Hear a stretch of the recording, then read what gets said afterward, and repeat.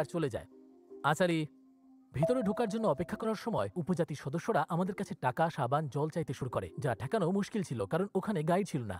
আর কিভাবে উত্তর দেবো জানতাম না। ওদের ঐতিহ্যগুলো দেখুন, লম্বা ঠোঁট থেকে শুরু করে কানের লতি পর্যন্ত, এমনকি ছোট ছোট বাচ্চাদের পর্যন্ত। ওরা সবার আগে আমাদেরকে ওদের বাড়ি দেখাবে, তাই চলুন আমরা ভিতরে ঢুকে ওদের বাড়িটা দেখি। দরজাটা দেখুন কি ছোট।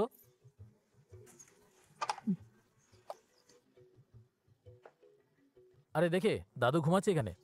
আমার পা জ্বালা করছিল কারণ এই জায়গাটা একটা ক্যাম্প ফায়ার জ্বালানো আছে। লক্ষ্য করুন এখানে একটু ধোঁয়া আছে, এই ধোঁয়া মূলত মশা তাড়ায়। ভেতরে ঢুকে লক্ষ্য করলাম বাড়িটা হাতে তৈরি আর খুব ছোট। আমাকে বেশি আকর্ষণ করেছিল মহিলাদের ঠোঁটে রাখা এই পাতগুলো। সত্যি বলতে এ নিয়ে জিজ্ঞাসা করতে অস্বস্তি হচ্ছিল, কিন্তু করলাম। বিয়ে করার জন্য ওরা ওদের ঠোঁট কেটে ফেলে স্বামীর প্রতি সম্মান দেখানোর প্রতীক হিসাবে। তাহলে মূলত স্বামীকে সম্মান জানাতে ওরা ওদের ঠোঁট কেটে ফেলে, আর পাত যত বড় হবে ওরা তত বেশি আকর্ষণীয় হবে। এই পাত ছাড়া দেখতে লাগবে ঠিক এর মতো। এটা ছোট আছে, আর একটু একটু করে পাতটা ঢোকাতে ঢোকাতে ঠোঁটটাকে ওরা ততটা প্রসারিত করে যতদূর করা সম্ভব। ওরা এই দুটো দাঁত তুলে ফেলে যাতে ঠোঁটটাকে সুরক্ষিত রাখা যায়।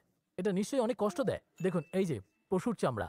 এটা একটা গরুর, আর এটা একটা মহিষের থেকে নেওয়া। এটাই এদের পোশাক। ওরা আমাদের প্রতি বেশ সদয় হয়েছে। আমি লক্ষ্য করলাম যে এই উপজাতিকে বিপজ্জনক বলে ধরে নেওয়ার কারণ ওরা অনেক মানুষকে হত্যা করেছে, আর ওরা